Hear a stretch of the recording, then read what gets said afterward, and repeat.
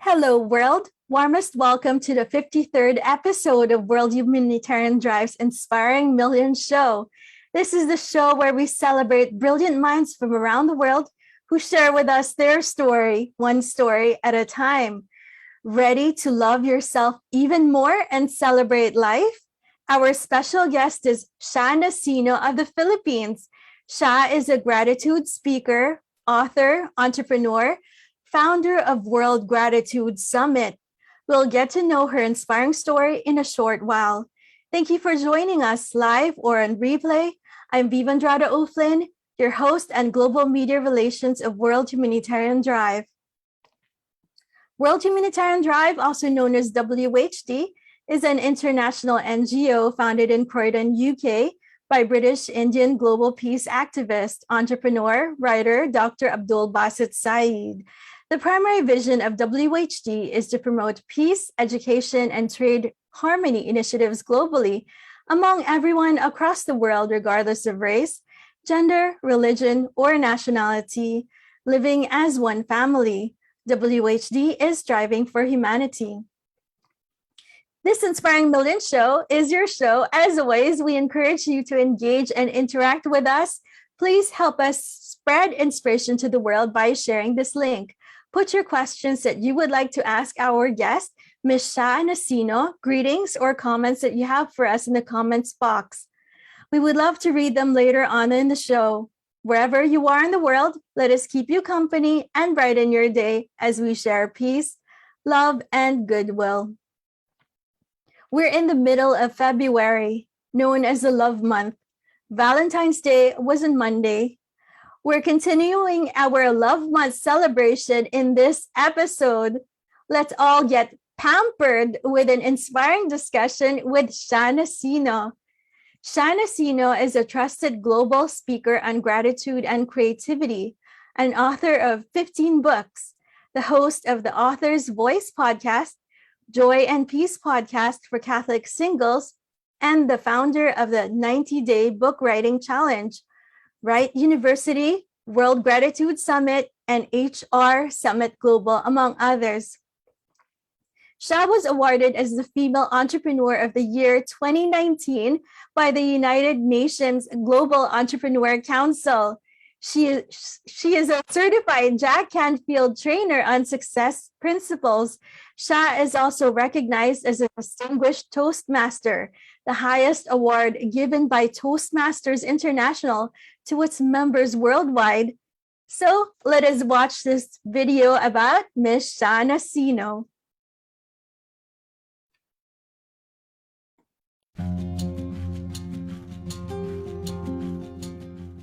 What are the most pressing problems in your company right now? And these are the top 3 problems that they gave me. Number 1 is loneliness or depression, which is so prevalent these days. Number 2 is low engagement, and because of that, low productivity. And there were a lot of studies done wherein the disengaged employees actually affect the more engaged ones.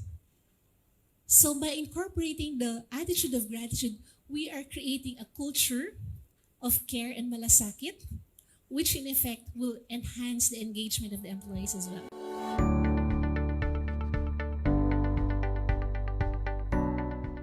If you want to increase your team's engagement, creativity, and productivity, then learning the skill called gratitude is no longer optional.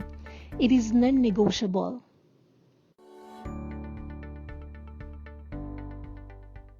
It was really nice to hear Sha for the very first time today speak on gratitude. And what I liked the most about her talk was that you can just tell she's a person that comes from a place of gratitude. She was just amazing. What she was talking about, how gratitude can play a big role in anybody's wellness, their finance, their health, and their all through happiness. And I have to say that, she's really compassionate and really a master in the work of gratitude. I would highly recommend her for that work. You are enough. You are creative. And you have everything you need to be happy. One powerful way to unleash your creativity, stay mentally healthy, and thrive financially is by being more grateful. Say thank you often, count your blessings, and celebrate who you are.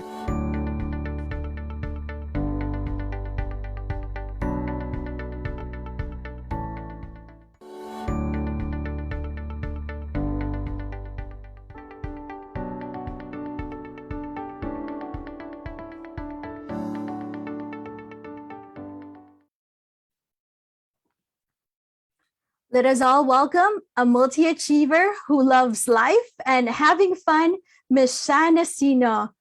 Mabuhay at maraming salamat na nandito ka kasama namin. Welcome and thank you very much for joining us today. So how are you, Miss Shana Sino? Wow, thank you, Viva, and thank you for learning to speak that language or Filipino language. I really appreciate it. Thank you. Thank you for having me. I'm good. I'm really happy to be here. Today is Friday in the Philippines, and I had a good time with my friends. We had our post-Valentine's date a while ago, and it's been a pretty good day so far. How are you? I'm good, thank you. And we're so ready to get inspired by you today, Miss Shana Sino. So let's get started. Sha, could you please give us a backstory? Could you please introduce yourself to the world and share a brief story about you?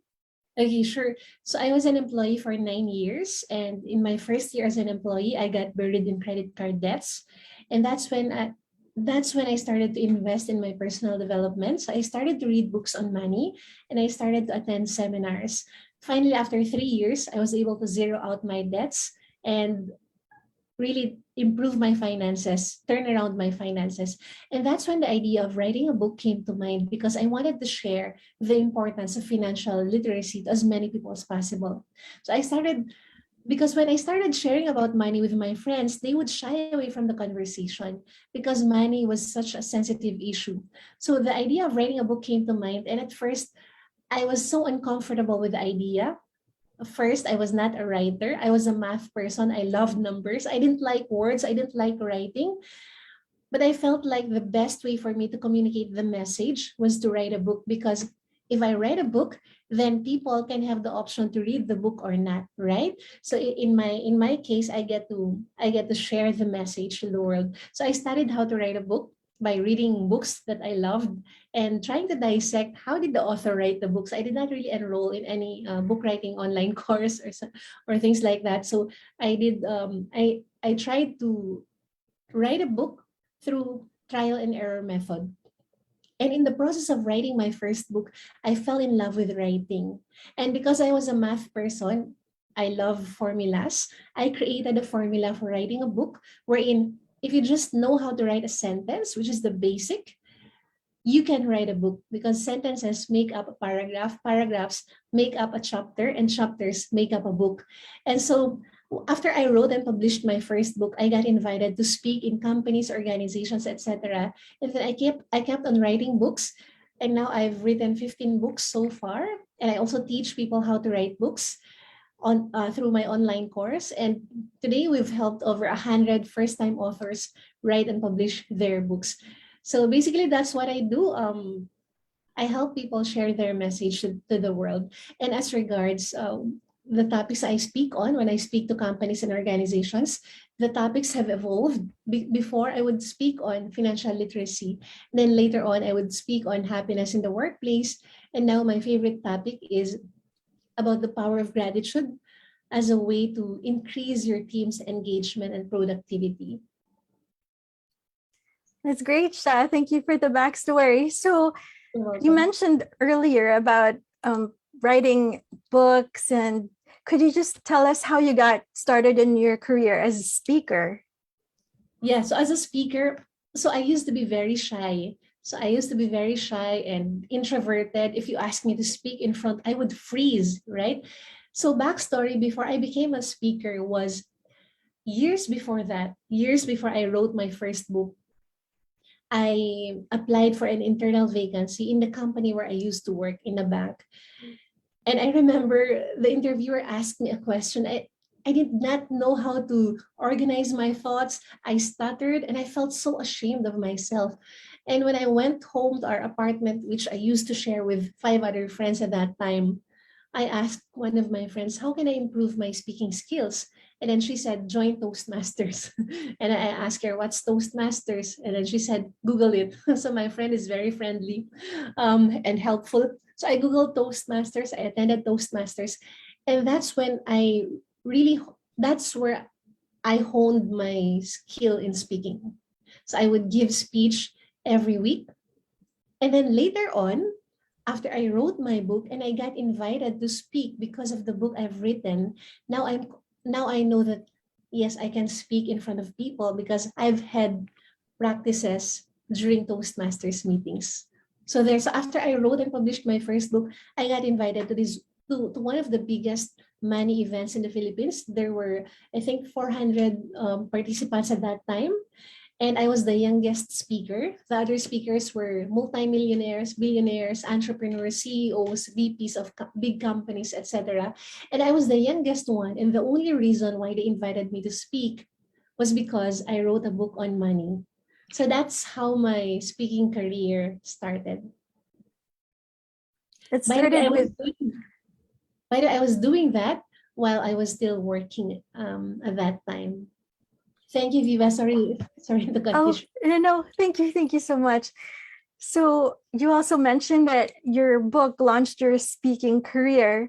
So you're a professional speaker, Sha. What has been your most unforgettable, your most favorite talk so far? Okay, I'd say my first baby would be talks on financial literacy because I'm really, really passionate about spreading financial literacy to as many young professionals as possible, because I saw that a lot of young professionals have messy finances, not because they planned to have messy finances, but because they did not know about the right behavior when it comes to money and things like that. So that was my first favorite.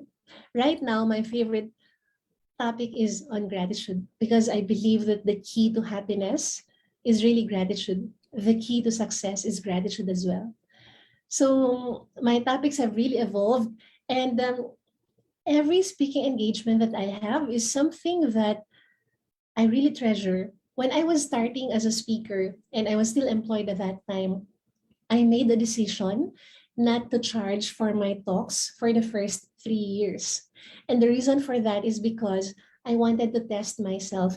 Am I doing this for the money? Because I already saw how lucrative professional speaking can be.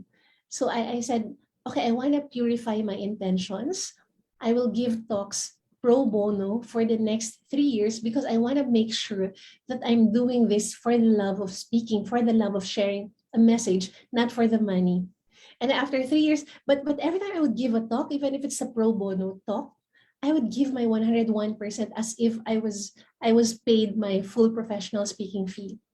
And after doing that for 3 years, I realized, oh my God, I really, really love doing it. And I'm not doing it for the money. And then I also grew in my confidence and competence when it comes to speaking to companies and organizations. And I love those 3 years because those were like my pruning. Those were my pruning. It really purified my heart. And I could say that it's so important to do things with the right intentions, with pure intentions. Money is a byproduct of doing good. Money is a byproduct of providing value, giving value to other people. So it should not be the goal. There's a lot of really valuable things that you've shared with us in there. The key to success is gratitude, and money is not the goal. So, Sha, how can a person communicate more effectively and speak with confidence? Okay, so the key is determine what is the message that you want to share. What is the message that you want to share, and who are the people that you want to serve? So when you speak not because you want to impress people. You speak not because you want them to make a good impression of you and tell you, hey, you're so good.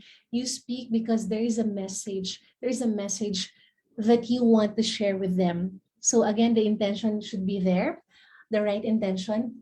And this was something I learned from one of my mentors in speaking, who I met at the Toastmasters International Convention in Kuala Lumpur, Malaysia in 2014. He said, the most important role of a speaker is to love the audience. So loving the audience means you want the best for your audience. Loving the audience means you need to prepare your speech well. You need to be on time, speak within the allotted time, and really respect the time of your audience. So respecting their time means you prepare in advance so that when you deliver your message, you would be able to share, you would be able to really share what is the most important thing that they need to hear from me right now. So a lot of times we are afraid to speak in public because we're concerned, what if I make a mistake? What if I forget what I'm going to say? What will other people think of me or say about me? So if you take a look at the focus is on you, the speaker. But as a speaker, we need to remember that speaking is not about us. Speaking is about a message, and speaking is about delivering that message to your audience, loving your audience through the message that you would like to deliver. That's a wonderful, Sha. We love our audience. So, Sha, you're a global speaker. You've served as a speaker trainer to companies and organizations. How does one become a professional speaker? Okay, that's a really good question. So how does one become a professional speaker? Number one is you have to have a message that you need to share. And then you care enough to share that message through speaking. And the number two is you also need to hone your skills in speaking, because you cannot just blubber in front of other people, right? Especially when they pay you to speak. So you need to do your research. You need to check what is the value that I can give to this particular company? What is their objective in hiring me to speak? And you need to be able to deliver that objective. So, Sha, of course, there's someone who would hire you to speak. Sometimes when you're just starting, it's okay to volunteer your services. And then if they like you, they can hire you again. And now they can pay your professional fee. Thanks, Sha. So earlier you were talking about having a value. So what do you consider are your unique skills, your unique selling point that has helped you to become successful in your chosen career? Oh my God, I love your questions, Viva. Well thought out. I think one of my unique selling propositions is that I'm not trying to be someone else. Just a while ago, I was having lunch with my friends, and while having lunch, one of the guests in that restaurant said hi to me. Hi, Sha. Hi, Miss Sha. I follow you. Can I have a picture with you? And so we had a picture together, and my friend was asking me, Sha, how are you able to inspire people? And then I said, okay, that's a good question. Well, I just do what I love to do. I'm just trying to be myself every single day. I share what I know, and then I share what I know in a way that is relevant to other people, and I share about my journey as well. So I think my unique selling proposition as in what I do, for example, as a I'll divide what I do. So for example, as a book author or as a book writing coach. So what is my unique proposition? Unique selling proposition as a book writing coach is that I was not a writer before. I was not a writer, but I was able to write books. So my unique selling proposition is I can teach you how to write a book in 90 days, even if you're not a writer and even if you're busy in your job or business. So it is so clear. And that came from experience. So it's not something that I researched and then I built a talk on it or I built a course on it, but it's something that I lived already. So that's for as me as the book writing coach. Now as a speaker, one of my unique selling propositions is that I'm a Filipino. I'm a millennial. I'm still a millennial. I'm a woman. And I saw how important gratitude is in my experience talking to a lot of companies, talking to a lot of HR professionals who struggle in engaging their team members to become productive um, and to be happy at work. And also I also had a lot of experience in interviewing a lot of speakers, world-class entrepreneurs, thought leaders on the role of gratitude in their lives.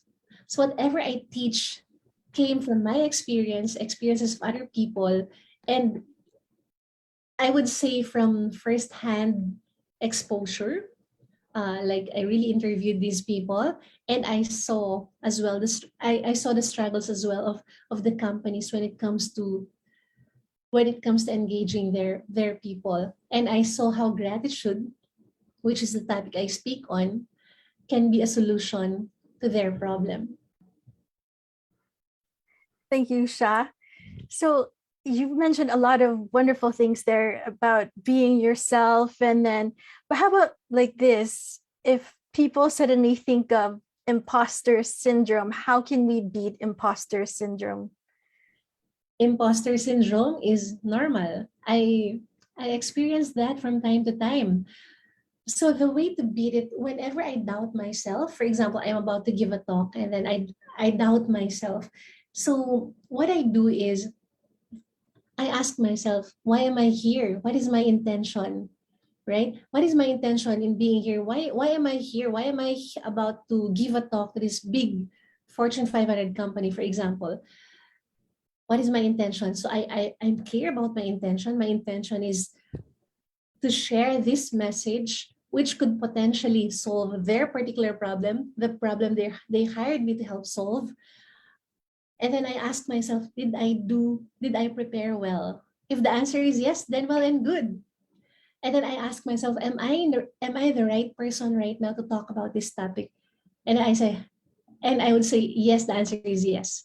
Because they hired me, they trusted me, and now I need to deliver. So whenever you encounter, now I'm talking to the audience, whenever you encounter imposter syndrome, be kind to yourself.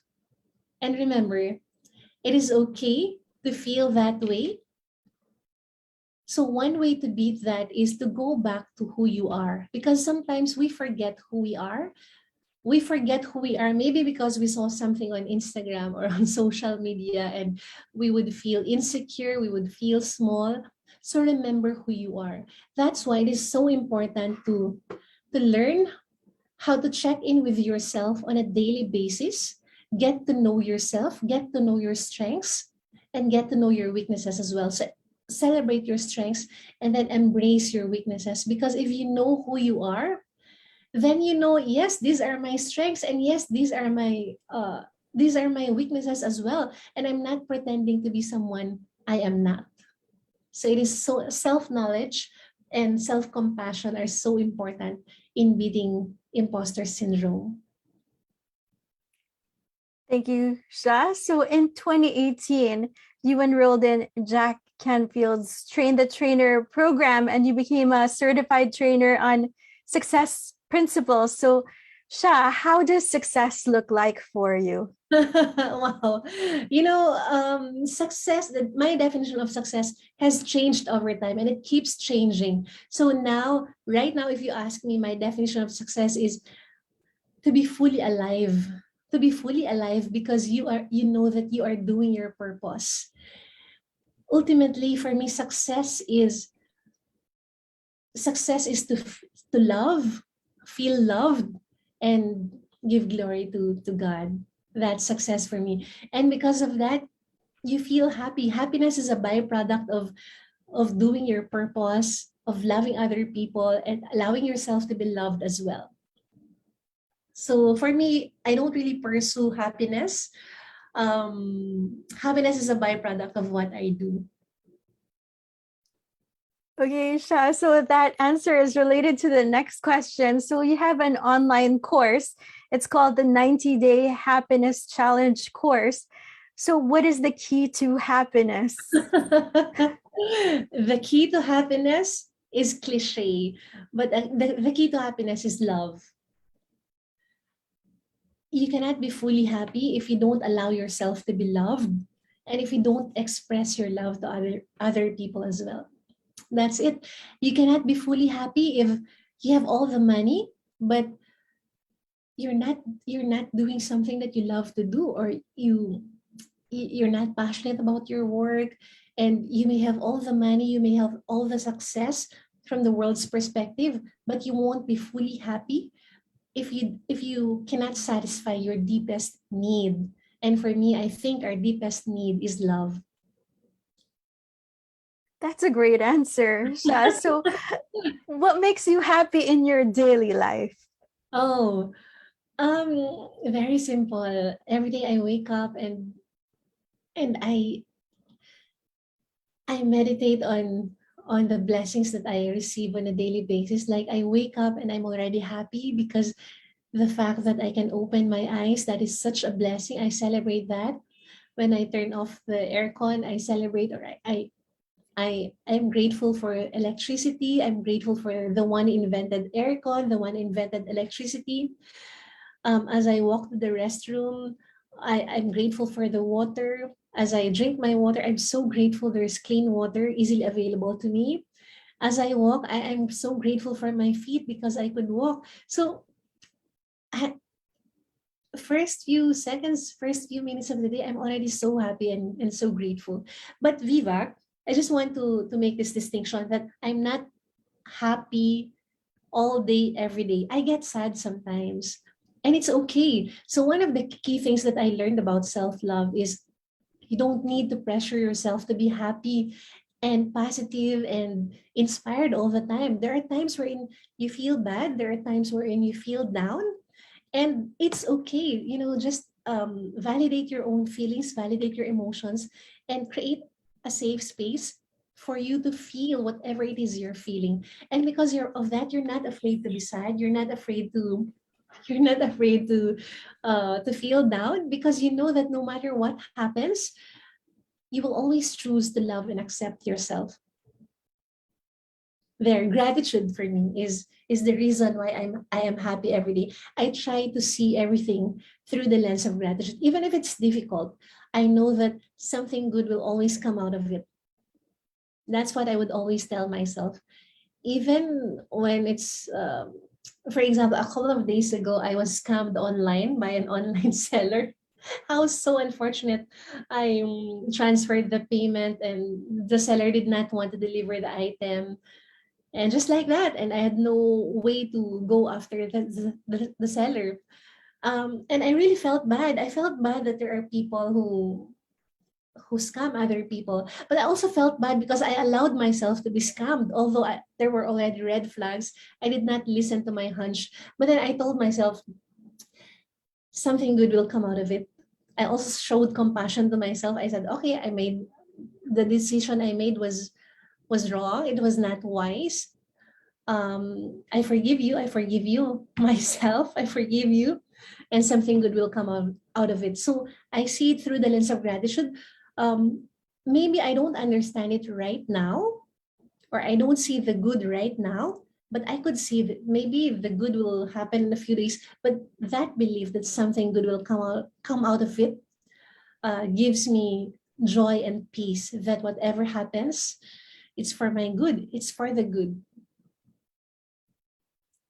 Thank you, Sha. So, you're also a prolific author. You've published 15 books so far and many more. You're the founder of the 90-Day Book Writing Challenge online course, HR Summit Global, Global Author Summit, and Write University. So, Sha, how do you overcome writer's block? Writer's block. It happens, but I don't really believe in writer's block. I don't really believe in writer's block. Yes, there are times wherein you try to write and nothing worthy to write would come out, and that's okay. I accept that. That's okay. So for me, here's something that I learned from one of the most prolific screenwriters in the Philippines. His name is Sir Ricky Lee. He has written, I think, about 150 screenplays. won over 50 awards, he also doesn't believe in writer's block. So even before I heard him talk about that, I already did not believe in writer's block. I know that there are days I cannot write, and that's okay, but it's not writer's block. It's just me, trying to build my writing muscle. It just didn't come out yet, but it will come out. It's just not the right time yet. And when I heard him talk in this event that I and my team organized, someone also asked him, how do you deal with writer's block? And he said, I don't believe in writer's block. What I believe is this: set a time for you to write. For example, if you made a decision to write at 8 p.m., then 8 p.m. to 9 p.m., then at 8 p.m. to 9 p.m., sit down and write. If you cannot write anything, it's okay. And then the next day, sit down and write. If you cannot write anything, it's okay. Keep doing that. Maybe day 1, no words. Maybe day 3, no words. Day 4, no words. Day 10, no words. Just keep on showing up. And then maybe day 15, the words will flow. Day 16, the words will flow. But you cannot come to that point if you did not show up on day 1 and day 2 and day 5 and day 7 and day 11 and things like that.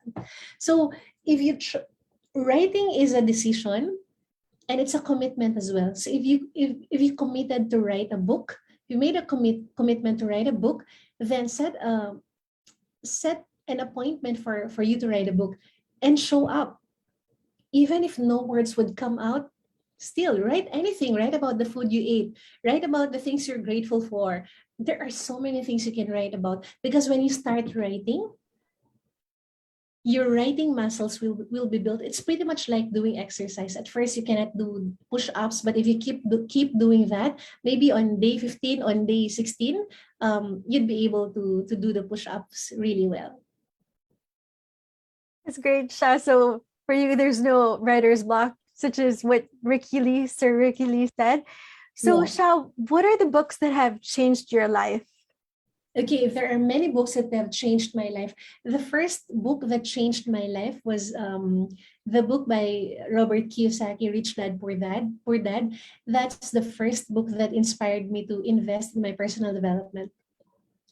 Other books that changed my life was one of the latest books that changed my life was The One Thing by Jay Papasan. It's about, if you know the 80-20 principle, it's about doing your one thing, focusing on your one thing. Because if you're trying to do so many things, you won't be able to be an expert on anything. And now I'm saying this, right? And maybe people will say, oh, Sha, but you write books, you teach people how to write books, you do music videos, you're doing all sorts of things. And now you're talking about one thing. But my one thing really is communication. So I communicate through writing, through online courses, through music. But my one thing is clear with me, it's communication. Have a one thing, true purpose. So Sha, you've mentioned that you're doing so many things. So how do you not get overwhelmed by it all?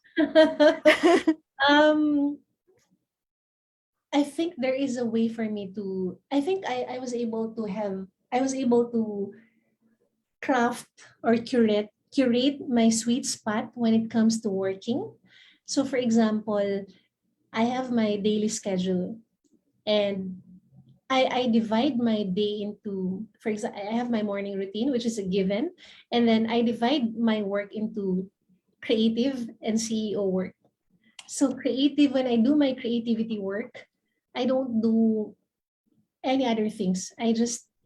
Creativity for me would be planning, writing, strategizing. And then CEO for me would be doing approvals for my team members, meeting with my team members, etc. So I think I was able to manage that sweet spot. And the reason why I don't really get overwhelmed is because I allow myself to flow. I allow myself to flow. For example, let's say if I need to create an online course, my creative process would be, I would not have any meetings for the next 2 weeks, and I would allot 2 weeks to relax. I would allot 2 weeks to just do what I love to do, because when I am relaxed, then the ideas will flow. So I don't force myself, come on, Sha, let the ideas come out. I just relax. You would see me watching the clouds or lounging on the sofa or just walking, and then the ideas would come. So that's how I would relax. And also, I think self-love is so important, because when I learned how to love myself, I don't pressure myself. For example, if I don't feel like working on a given day, I allow myself to rest. And now I'm saying this because we've already built systems and team in place. So even if I'm not working, the business can still run because we have systems in place, and because I have a team as well who can help run the business even if I'm sleeping or I'm watching Netflix or I'm vacationing somewhere. So there. So I allow myself to follow my flow. Thank you, Sha. Let's just say hi to our virtual audience right now. There's Win Wonderful, NP Milio, Tongi Grad, Jem Bridges watching from the UK. And Sha Nasino, your team member, is watching as well. Camilo Nasino, your mother? She's saying, hi, my daughter. Oh, your father. Hi, father. Do you have a message for your dad? Yes. Hi, Pa. Thank you for watching, and thanks to you and Ma for raising us well. Oh, that's a great message. And then Joanne Jacinto watching from Zambales. Alea Ordoyo is watching from Zamboanga. Jem Bridges, Anya Pilones, Billy Tang watching from Malaysia. And Marlene Hechanova, Mar Miang, she's watching from the USA. And Happy Andrade saying hello from the Philippines. And inspiring guest, Tongi Gra has a question for you. Well, he's saying, very inspiring. Yep, go ahead. Yeah, Tongi Gra has a question for you. He's asking, would you have any advice for people that would want to start writing a book? Yes, I have an advice for you. So if you want to write a book, ask yourself, why do I want to write a book? So that's first. What is your big why in writing a book? And then my next practical advice is to write every single day. So maybe you're asking, what will I write? You can start by writing what you're grateful for every single day. That's a great message. So, Sha, what do you think is the most difficult challenge that you've faced in your career, and how did you overcome it? What did you learn from it?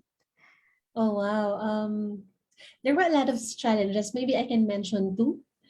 So one would be when I was starting out in my career or in my business. So that's after I quit my job already. In the next few months, I was not making money, and I had my savings, which I saved up from my job before, and I thought that could last me for 18 months, even if I'm not working. But the money, the income came in trickles, and there was a strong temptation to go back to working, go back to the corporate world. So in fact, some of the people closest to me would tell me, Sha, why don't you go back to the corporate world? Why don't you go back to employment? I made a decision that I only have plan A, and the plan is to make my plan A work. So it means I made a decision to quit my job because I'll pursue this particular passion of mine, which was at that time writing and speaking passions, which were okay. And I made a decision that no matter what happens, I'll make that work. So what if it doesn't work? I'll make that work. So I did not know when will I have a breakthrough, right? So that was such a difficult moment for me, but I had firm belief in myself that yes, we can succeed in this. We just need to trust. When we don't know, but we have what it takes. We can do this. And I also had mentors around, so I had someone. I had people who I could consult. So that was my biggest challenge when I was starting out. Now, my biggest challenge right now, right now, currently is that, now I work for about 2 hours a day, and that is my sweet spot. And sometimes I would tell myself, come on, work some more, work for another 6 more hours, 8 more hours. But for now, I just want to work for 2 hours. That is my those are the hours wherein I am effective when it comes to working. My challenge now is I'm so passionate about singing, doing music videos, which are not really related to business. Right? So these are my passions now. And the challenge for me is sometimes I feel guilty because I spend most of my time studying songs, listening to songs, um, watching music videos. And I feel guilty because I should be working. So that's the challenge for me, which was I had peace. Of course, I would talk to myself and tell myself it's okay, follow your flow. And I was affirmed yesterday when we had a Bible study with my mentor, Anthony Pangilinan. Hi, sir. Hi, Anthony. So in that Bible study, the message I got was, it's okay to relax and chill because God has your back. Your success is already planned and everything is working out for your good. So now I don't feel guilty anymore. Planning for concerts and doing music videos, singing. Because even if I spend most of my time now playing, quote unquote, because that's play for me, the business can still run. Again, it's because years ago I was hustling. I built the systems. I formed a team. I hired team members to help me with the business. So there. So I think the challenge right now is that I just want to play. I just want to play. This is play for me, by the way. In doing interviews, giving talks is play for me. So it's like I'm just having fun all the time. So there. The challenge is this okay? I'm having fun all the time. Like I'm just playing. Yeah. So that's where the challenge is. Now, here's the next challenge, because you have so many mentors and so many people that inspire you. So, who are the people who have made the most impact on you? And who do you consider that, who are your inspiration? There are a lot. Okay, let me name a few. Number one is Brother Bo Sanchez. So he was the first one of the first few ones who believed in me when it comes to speaking. He gave me platforms to share my message. He invited me to speak in his events, wherein the other speakers were really big time speakers and entrepreneurs. And again, for many of these events of his, I was the youngest speaker. So he saw something in me that I didn't see in myself. So Bo Sanchez is one. Jack Canfield, who is my mentor for Success Principles. So he really made a huge difference in my life. And then, of course, the other authors I admire would be Andrew Matthews, Brian Tracy. So I really love these authors. Another mentor that who I'm really grateful to is my mentor in singing, Jerome.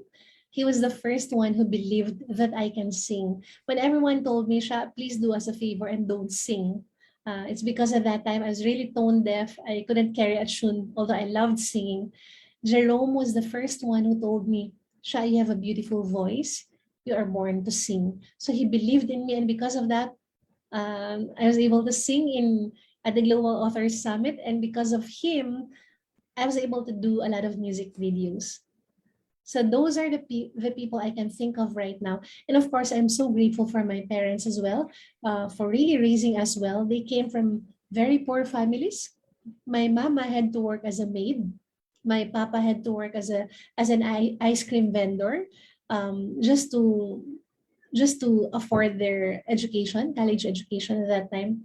And they inspired me because despite of their financial status, their family's financial status, they were able to graduate from college. My papa was a cum laude. My mama was a top graduate in her school, and they were able to finish their PhDs as well. So they're both doctors, and they really did their best to raise as well. They pampered us with their love, attention, and everything that they could give us. So I'm so grateful for my parents.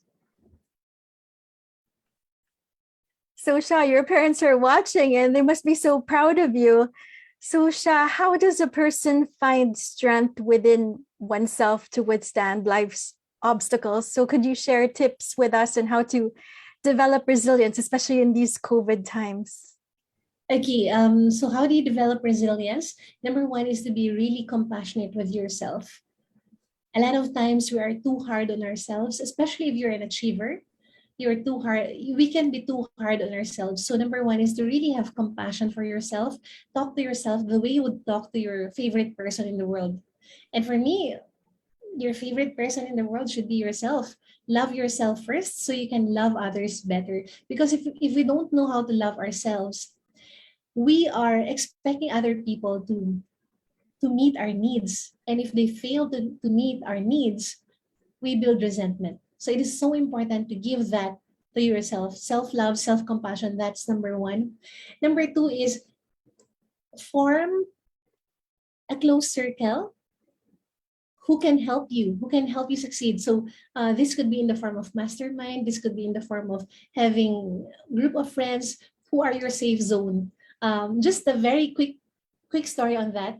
I have a lot of friends. I have friends when it comes to singing. So before I release my music videos, I would show them my music video first, or I would let them hear my recorded song first before I release to the world, and then they can share their comments, what I can improve on, etc. They are my safe space. I have another group of friends. In fact, they're the ones I spent the day with today. And the reason why we got together was because I had to go to the dentist, and I'm afraid of the dentist. So I am this person who's written books, who's traveled all over the world to speak, but I'm afraid of the dentist, and my friends accompanied me to the dentist. So I can be safe. There are these people wherein I can be vulnerable. I can be myself. I can show my weakness, and they won't laugh at me. They can support me. So it is so important to have that group. So that's number two. Number three is to have mentors or coaches who can really help you navigate this difficult time that we're in right now. During the first few weeks of COVID, I had a breakdown. So I was crying for maybe 1 or 2 or 3 consecutive days, and I did not know what to do. And I'm so grateful because I had a mentor who I was able to email and share my vulnerabilities with. And he was able to listen to me and advise me. And because of that, I was able to get back on my feet. The fourth thing that I'd like to share is, I'm not sure if all of us believe in God, but I do believe in God. And for me, He is the source of my strength. I cannot do anything without Him. So I could say He is my best friend. I share everything with God, and we have 2 dates every day, one in the morning and one in the evening. And I share anything and everything with Him. And because I know that He has my back, it gives me confidence to face whatever trials or whatever challenges I'm facing. Thank you, Sha. So, Sha, you were also discussing about self-love. So could you tell us how important self-love is and what are the benefits of loving yourself? Oh, self-love is so important because if you don't love yourself, nothing will ever be enough. So let me share that again. If you don't love yourself, nothing will ever be enough. You will achieve all the money that you want. You will achieve all the success that you want in the eyes of the world. But deep within, maybe you could still feel empty because what you're really craving for is not something that can be given to you by success, by money, or something outside of you. What you're deeply craving for is love. And oftentimes, that is in the form of self-love. So self-love is so important. Another reason why self-love is important is because if you know that you love yourself, and if you know that no matter what happens, you will always choose to love and accept yourself, then you become fearless. You're not afraid to try new things. You're not afraid to fail because you know that even if you fail, you will still choose to love and accept yourself. Even if you experience difficulties or challenges, or if you feel bad, it's okay because you know that there is that safe space within you to feel whatever emotions you are feeling. So self-love is so important. If we don't love ourselves enough as well, we cannot accept the love that other people would like to give us. We can reject that love. So for example, if you don't love yourself because you feel you're not worthy to be loved, because that is your belief, that is in your subconscious mind, then if someone would try to love you the best way he or she can, you may reject that love and think, why is he or she loving me this way? Maybe he needs something from me or she needs something from me, and you will self-sabotage that love. So it is so important to love yourself so that you can accept the love of other people as well. And it's so important to love yourself as well so that you will know what love looks like, and you can reject jerks as well. You don't allow yourself to be maltreated by other people. Thank you, Sha. And you also mentioned something earlier about forgiving yourself. That's also a form of self-love. So thank you so much, Sha. So Sha, what do you do outside of work that helps you maintain a healthy, well-balanced life? What do you do for your personal wellness? Okay, for my personal wellness, I have my morning routine. Part of my morning routine is hearing mass, and that's my date with God. And then doing my workout. So I have a coach, I have a fitness coach who checks on me every single day to make sure I did my workout, to make sure I ate clean, to make sure I slept right, and to make sure I drank lots of water. So I have a coach. So that's what I do in the morning. I exercise, I work out, and it makes me feel good to work out. And I also know that I'm doing something good for my body, which my body can thank me later, even in years to come. So that's one of the things I do in the morning. And then I sing. So I love to sing. I have, okay, so I'll reveal now. I have two singing coaches right now. I have two singing coaches right now because I really want to grow as a singer, as a performer. I allow myself to spend time singing and to learn to sing. Another thing I do is, so I live in a condominium in Manila, and it's a beautiful place. It's a resort type condominium. So 3 to 5 times a week, around 5 p.m. or 6 p.m., I would go down and just walk around. And there are many children who are playing, and then grown-ups who are playing basketball, people who are swimming. So it's my way of, integrating myself to the world in person. And it really helps because during the pandemic, at the height of the pandemic, I really did not have the courage to go out. I was afraid of the virus, but now I'm so grateful that the virus is pretty much manageable now, and I get to interact with people, with real people, in person, not just virtually, and that means a lot to me. Thank you, Sha. So you mentioned that you love to sing. And then we're going to delight everyone because we have a music video by Miss Sha Nasina. Let's watch this.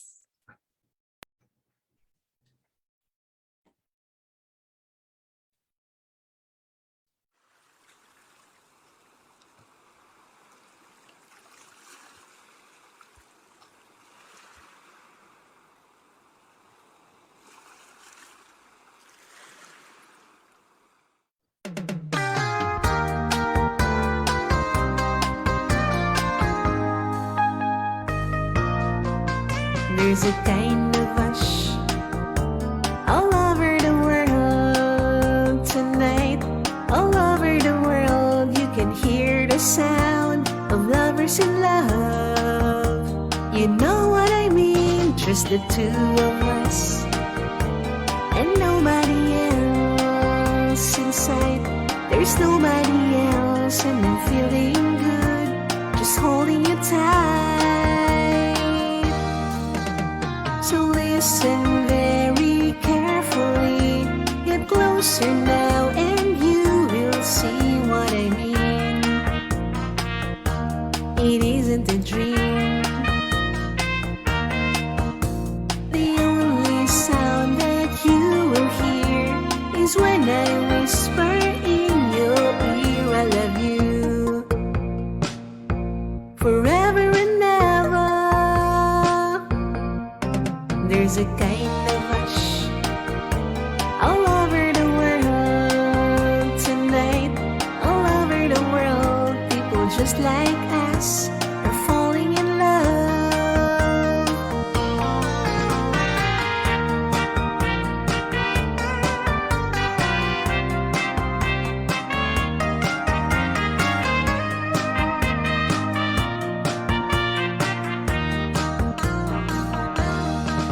So listen very carefully, get closer now, and you will see what I mean. It isn't a dream. The only sound that you will hear is when I whisper in your ear, I love you forever and ever. There's a kind of rush all over the world tonight, all over the world. You can hear the sound of lovers in love.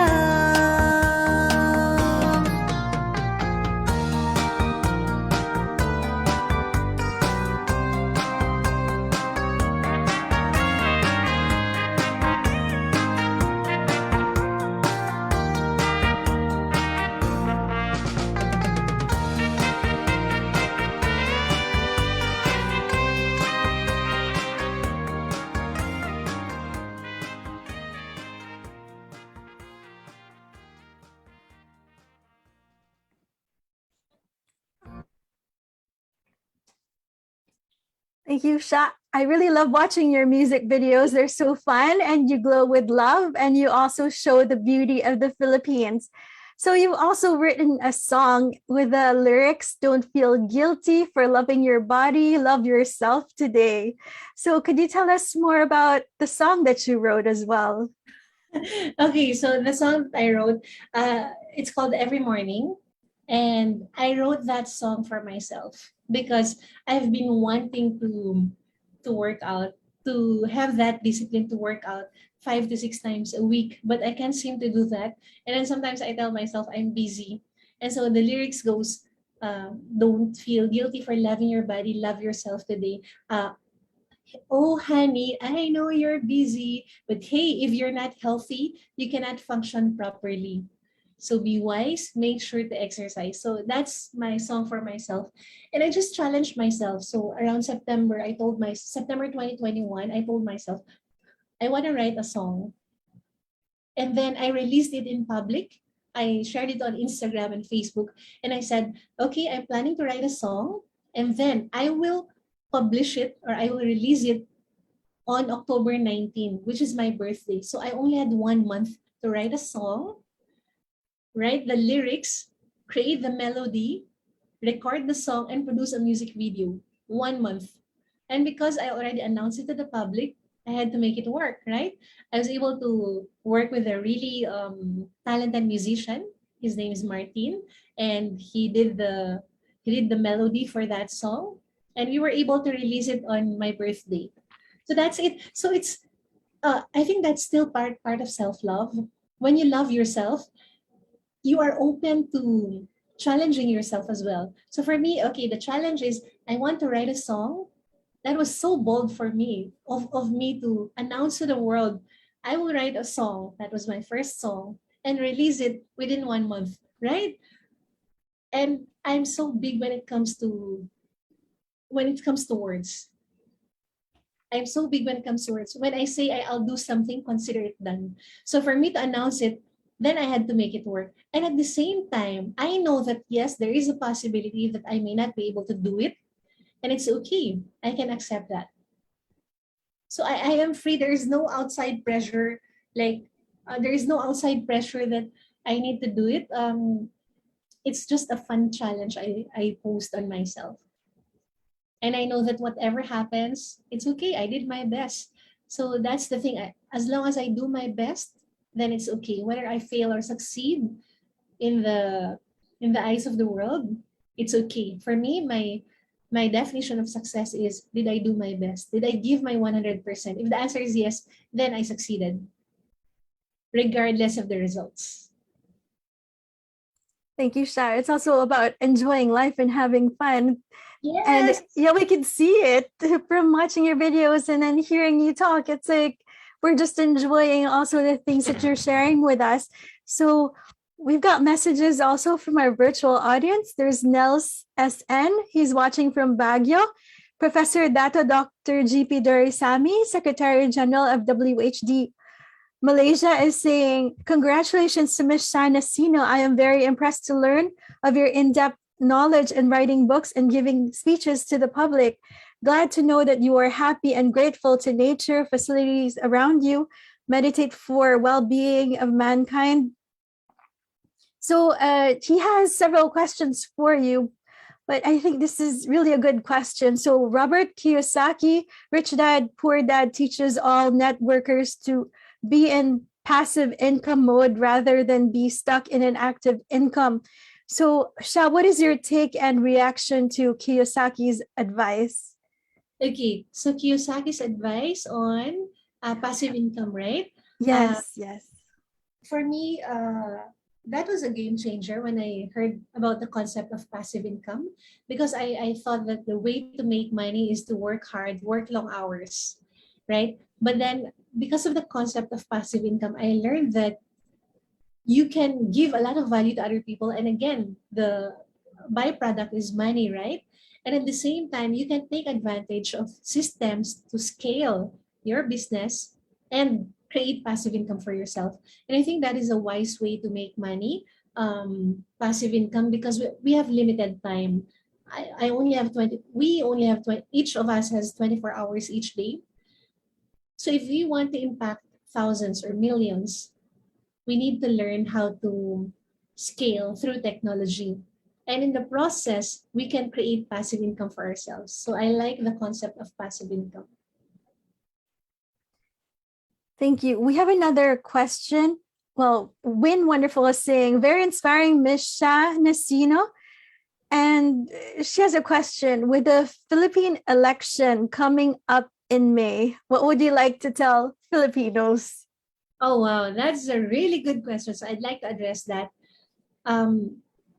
Please be very wise when it comes to choosing the leaders. So I won't tell you who to vote, because I believe you have that capacity to choose well, to choose wisely.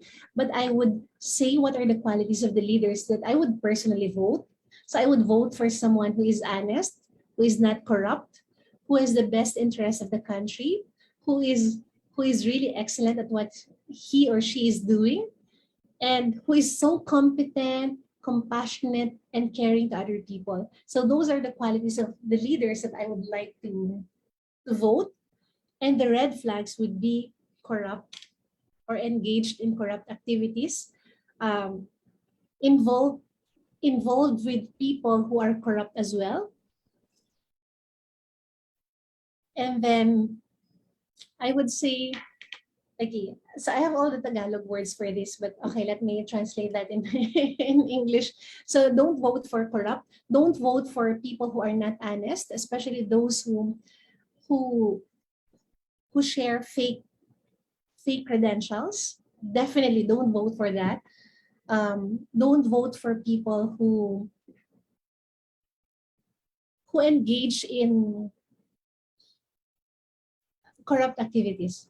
Really, there are a lot of corruption. There's a lot of corruption in the Philippines. Please vote wisely, because your vote is not just for you, but it's for the children of today, the children of tomorrow, and most especially, it's also for the people who who are the least privileged, especially in our country. So please vote well. If you want us to talk about that lengthily, feel free to message me. I'm so passionate about this topic. Thank you. And Vicky Baguno is saying, watching here, Sha. And then, so there's another question from Professor Dato Dr. GP Dorisami. It's about, I think, writing your own story. So he wants to know what's the benefits of writing your own autobiography and how do we start those writings? That is his question. That's a really beautiful question. For me, writing your story or your autobiography is your gift and or legacy to the world, because I believe, sir, you have a lot of experiences already. There are a lot of learnings that you learned through the years, which you could share to the younger generation. And writing a book is like you sharing your message to thousands of people one at a time. So for me, if you have a strong message that you want to share, writing a book is one of the best ways to communicate that message, because you only write the book once, and if you publish it in ebook form, you get to inspire practically a lot of people without you having to spend another peso for another or another dollar for another copy of the book that you produce, especially if it's an ebook or electronic. Or if you decide to print it, you just write it once, and then you can print hundreds of copies or thousands of copies. So again, it's like you inspiring a lot of people, thousands of people, or even millions of people one at a time. Thank you, Sha. Welcome. So, Sha, you also came up with World Gratitude Summit. So could you tell us more about the reason behind it? Okay, sure. So I saw how important gratitude is in my own life. I've been doing my gratitude journal since 2011. So for 11 years now, daily. So I would write in my gratitude journal daily, and I saw how it really changed my life. So I see how important gratitude is.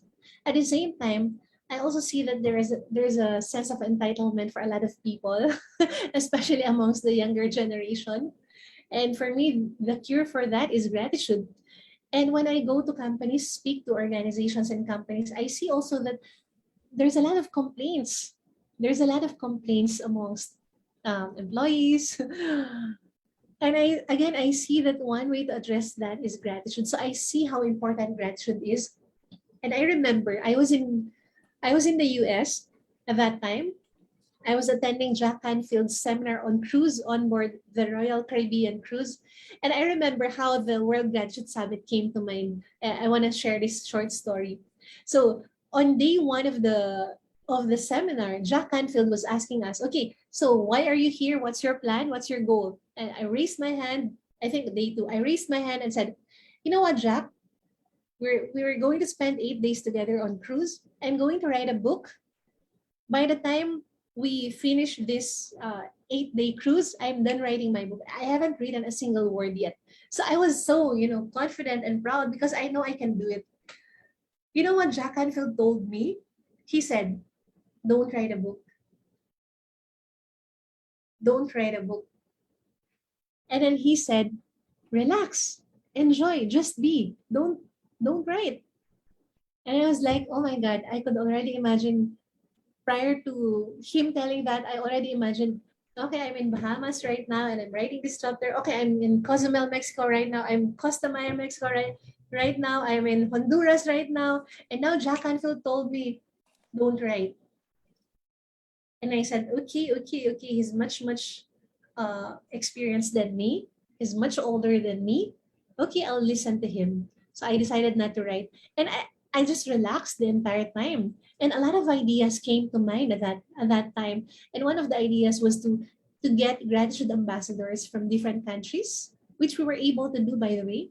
And then we also, the idea of the gratitude summit was also became more concrete. And the idea on who else I can invite to talk on at the World Gratitude Summit became clear as well. So re- relaxing for me, help me craft or curate the World Gratitude Summit.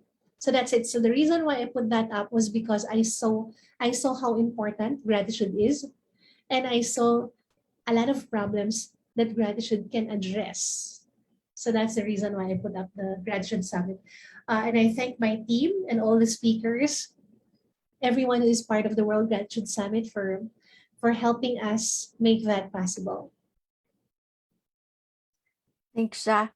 So, Sha, you're from the Philippines. Some of our viewers have not been to the Philippines yet. So, it would be a great opportunity for them to know more about the Philippines. So, what do you love about the Philippines? What can you tell others about the Philippines? Oh, there are a lot of things that you will love about the Philippines. Number one, the people. We are the I don't want to say this like because it would come off like I'm being proud, but yes, I'm really proud of the Philippines and of the Filipino people. I think we are some of the friendliest people in the world. When you come to the Philippines, you can speak to anyone, and anyone can speak to you in English. The English may be broken for some, but they can understand you and you can understand them. And Filipinos in general are so hospitable, friendly, loving people, resilient people, cheerful people. We love videoke. If you see some of the news, for example, if there are typhoons and some of the cameras would pan to the people affected by the typhoons, you could see people waving at the camera and being so happy because that's how resilient and happy Filipino people are. So that's number one, people. Number two is the place itself. We have a lot of beaches in the Philippines. So some of the famous beaches in the Philippines are Boracay. That's where we had that music video which we showed earlier. We have a lot of beaches, beautiful beaches in the Philippines. The cost of living is very low, very low. And if you go to any of the beaches in the Philippines, you can enjoy yummy coconut for $1. So there. So those are the two. There are a lot of other things you will enjoy in the Philippines, but for now, those are the two. If you want to come over to the Philippines, let me know. And maybe if there's a chance, we can meet. Yes, thanks, Sha. So from the Philippines now, let's go to World Humanitarian Drive. World Humanitarian Drive has an Honoring the Honorable initiative to identify and recognize individuals and organizations for their contributions to this world by honoring and awarding them. So how important is Honoring the Honorable initiative in these times? Oh, I honor you, Viva, and your organization for doing this because I think honoring the honorable is so important because, like for me, for example, it helps the awardee get affirmed of what he or she is doing. For example, in my case, you invited me here and then we haven't met yet in person. This is the first time we're meeting. So it's an affirmation for me that what I do matter, and what I do matter, not just in the Philippines, but globally as well. So it's such an honor for me. And there's this deep sense of joy and fulfillment and inspiration as well. So it inspires me to continue what I'm doing and also to inspire other people to do the same. So it affirms the person being awarded or being honored that what he or she is doing matters. Because at the end of the day, no matter what your color, your race, your background, your economic status is, we all have this need to be seen, and heard. And you honoring the honorables is making them feel seen and heard. So thank you for what you're doing. Thank you so much, Sha, for being here with us today. And then, so Sha, what are your future plans? Do you have any upcoming projects that you would like to promote? And how could our virtual audience get in touch with you? Okay, so you were asking about my future plans. I was thinking 1 year from now, 2 years from now, I want to get married. I'm single, open to meeting people. So anyway, kidding aside, not really kidding. So what are my plans in the next few weeks or maybe a few months? Next week, we'll have the post-Valentine concert for a cause.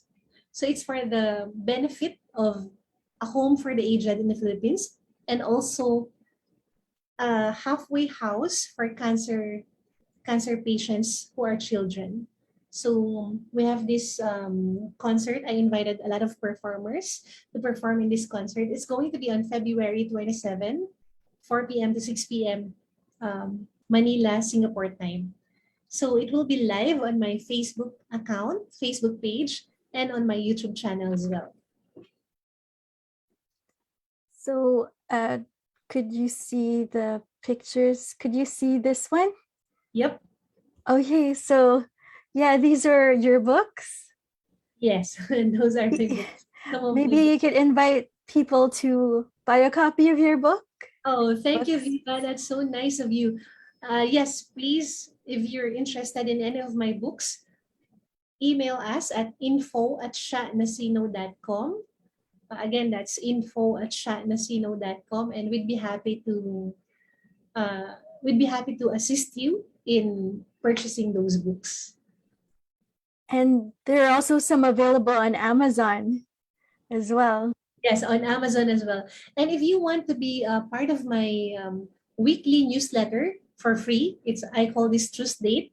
You can go to shatnasino.com/dreams. Again, that's shatnasino.com/dreams.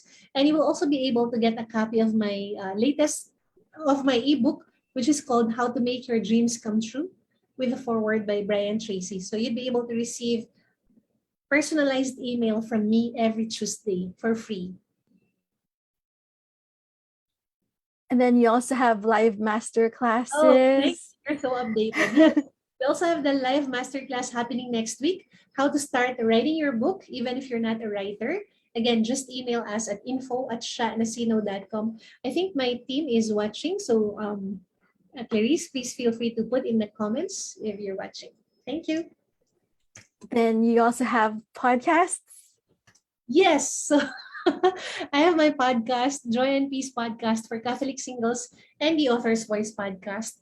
They are available on Spotify, Apple Podcasts, and all the major podcast hosting services in the world.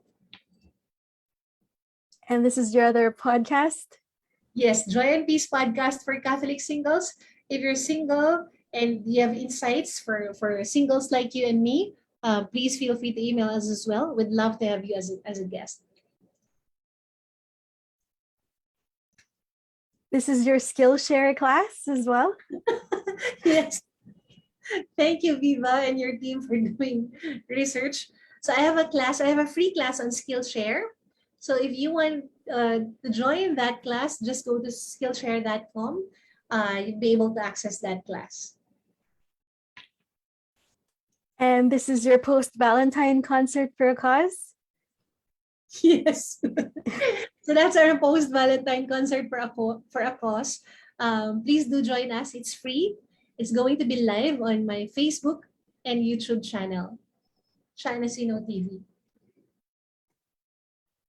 Okay, thank you so much. Oh, So, thank you, Viva. That's so Thank you, kind. Sha. So, Sha, we always ask this question to our guests for a final question. So we'd like to know, what is your inspiring message to the world? Wow. Wow. Okay. So my inspiring message to the world is this. I really believe that you have what it takes to be whoever you want to be. If you want to be a singer, a writer, a speaker, an author, performing artist, whatever it is you want to be, you have what it takes to be that person. You just need to believe in yourself. If you don't believe in yourself yet, find someone who believes in you and let the voice of that person take root in your heart. I'm telling you, from the perspective of someone who was not a writer before, who was not a speaker, who was so shy and introverted, who was not a singer, who was tone deaf, you have what it takes. You have what it takes. But the first thing you need to have is you need to believe in yourself. So that's my big message for you. Another message that I'd like to share, which is really important, is see everything through the lens of gratitude. Gratitude is key to success and happiness. Miss Shana Sina, thank you so much for honoring us with your presence, words of wisdom, and inspiring the world with your story. Thank you. So, in honor of international recognition for your virtue in persistently serving and inspiring humanity with your noble deeds, World Humanitarian Drive would like to award you, Miss Shana Sina, with Wow. Inspiring Humanitarian Award, proudly presented to you, Miss Shana Sina, signed by our founder chairman. So congratulations, Miss Shana Sina. Such an honor. Thank you so much, World Humanitarian Drive. Thank you. Thank you, Viva. Thank you to your team. Thank you to everyone who is part of this organization. Thank you for what you do. Thank you so much, Ms. Shana Sina, for all your humanitarian works. And here's to many more. And then, so we would like to share a quotation by our special guest, Ms. Shana Sina. Wow. Could you please read it for us? Sure. When you show up, even when it's hard, remember that your hard work matters, your consistency matters, your showing up matters, your voice matters, your idea matters, your presence matters, your best matters, because you matter. Thank you so much, Ms. Shana Sina, for inspiring us today. And then, thank you so much. Is there anything else you'd like to add? I'm just so happy and grateful. Thank you so much, Viva, for making this possible. Thank you to your team. And thank you to everyone who's listening right now, who is watching us right now. So please say hi in the comments. I'd love to catch up with you in the comments later on after this show. Thank you for being with us tonight. I honor you and I really appreciate you. Thank you so much. We honor and appreciate you too, Ms. Shana Sina, gratitude speaker, author, entrepreneur, founder of World Gratitude Summit. We hope you enjoyed today's discussion with Ms. Shana Sina, that it motivated you to feel free to express yourself, love your life even more, and have a grateful heart. We are living in dark times. We have to be the light. Let's channel the admirable traits we see from others and apply them to ourselves. Let us find the best within ourselves and share it with the world. The world needs us to awaken to our greatness, to not cower in challenges, but to courageously face them and persevere in living our best lives. You have the right to live life the way you choose. It is your right to say no, to refuse to be an experiment. So let us be courageous in speaking our truth. Remember that fear divides, love unites us all. Here on Inspiring Millions Show, we present you with brilliant people from around the world, so feel free to connect with them on social media, and together, let's make a difference in the world. We definitely need inspiration, especially in these times. Listening to people's stories enrich our lives. So if today's discussion inspired you, please like it, share it, send us a comment. Do share with us your takeaways from today. Follow us on our social media accounts. Click subscribe on our YouTube channel, WHD Media. Visit our WHD website for more inspiring events. So everyone, let's get active and healthy, because these are times we should strengthen our bodies, minds, emotions, and our faith. Please remember to have compassion, be kind to yourself, others, and our planet. To our frontliners, we salute you. We thank you for your hard work, sacrifices, and dedication to humanity. Love and virtual hug to you all. So WHD would like to greet all those celebrating their birthdays and special milestones this week. Happy celebrations. Have a wonderful weekend. On behalf of WHD team, especially those working behind the scenes, WHD Chairman Dr. Abdul Basit Saeed, WHD Director of Global Operations Ms. Sarah Wilson, WHD's 12 Honorable Secretary Generals, we thank you, our virtual audience from around the world, for joining us and supporting our show. This has been World Humanitarian Drive's Inspiring Millions Show. I'm Viva Andrada O'Flynn. Please join us again next week. We will have an interesting discussion with Professor Dato Seri Dr. Anwar Fazal as we inspire the world here on Inspiring Millions Show.